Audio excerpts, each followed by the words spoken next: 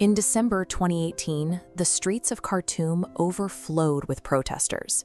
People from across the country marched together, rejecting decades of ethnic division and chanting, "We are all Darfur," to demand a unified democratic government.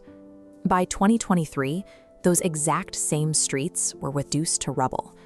The Sudanese armed forces and the Rapid Support Forces turned the capital into a war zone, displacing millions and killing thousands in a brutal struggle for control. Welcome back. To understand how a nation collapses from a peaceful uprising into total war in just 5 years, we have to look past the men pulling the triggers and examine the specific political logic that turned neighbors against one another. The generals leading the current war were the same men tasked with crushing the 2018 protests.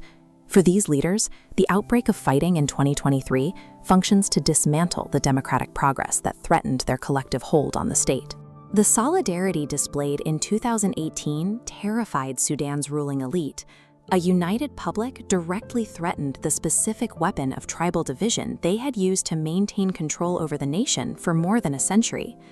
In the late 19th and early 20th centuries, British and Egyptian colonial administrators faced a massive, incredibly diverse territory. They needed a low-cost method to manage it without deploying a massive occupational army. They relied on a strategy called indirect rule.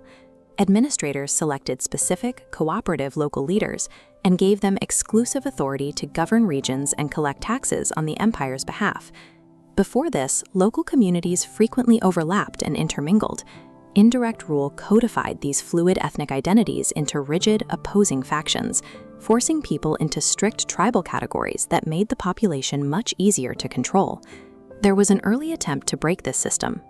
In the 1880s, the Mahdist uprising successfully rallied various groups under a single religious and political banner to drive out the Ottoman Egyptian rulers and establish an independent state.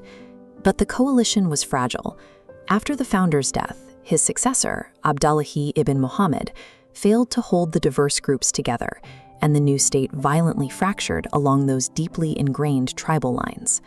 The British legacy in Sudan was a structural reliance on tribalism, creating a political landscape where national unity required dismantling a century of administrative design.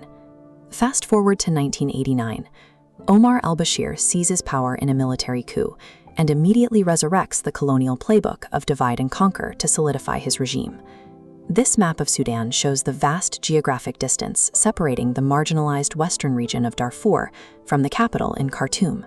When rebellions broke out in Darfur over unequal development, Bashir responded by arming local Arab pastoralist tribes to fight the non-Arab rebels, creating the Janjaweed militias that eventually evolved into the Rapid Support Forces, or RSF.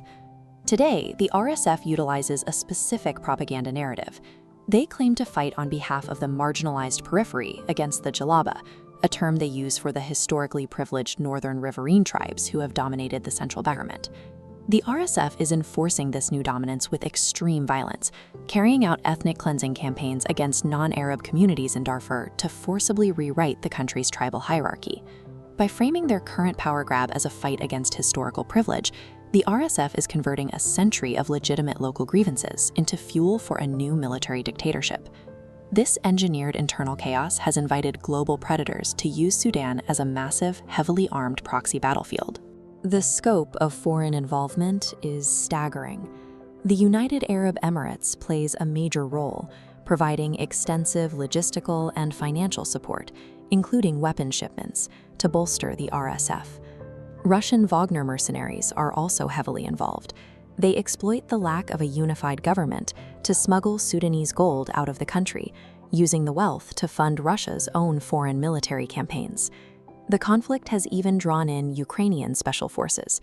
They are actively operating on African soil, deploying drones and conducting strikes to disrupt those Russian supply lines and assets far from the front lines in Europe. The peaceful youth who marched for a democratic Sudan in 2018 are now trapped in a devastating crossfire, their streets torn apart by a conflict fueled by foreign greed and historical manipulation. Tribalism and ethnic division are rarely natural, inevitable states of being. They are tools constructed by local elites and exploited by foreign powers to keep the masses from ever uniting against them. If you want to understand the political forces that drive the headlines, hit the subscribe button and share this video. It helps us keep uncovering the deeper logic behind global conflicts.